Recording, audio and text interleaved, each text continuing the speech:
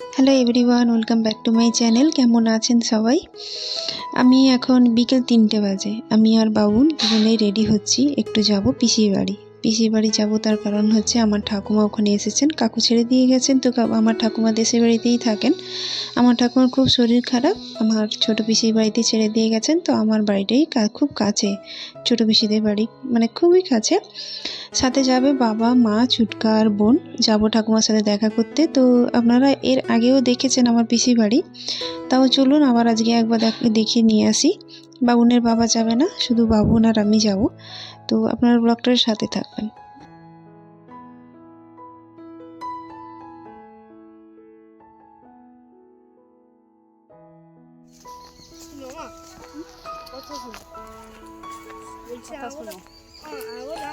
শোনো, আমি বলবো যে মা ফুটবলটা মিস করতে হয়েছিল। বললো তুমি কি বলবে দিলে? ফুটবল কি ফুটবল? যে তুমি বলতে, আরে আমি বলবো, আমি তো ঘরে ছিলাম। আমি বললো যে মা ফুটবলটা মিস করতে হতো, নাহলে এতক্ষণ চলে আসতো একটা। মেঘলা পুরো অন্ধকার।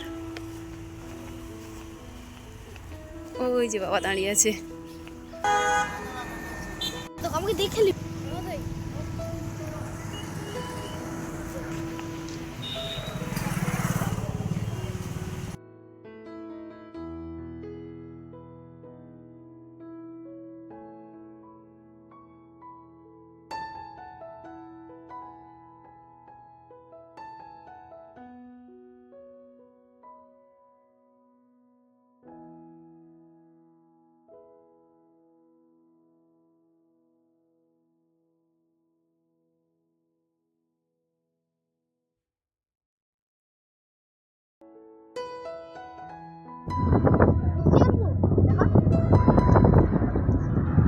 এটা বলছে বুঝিয়ে স্কাই ব্লু।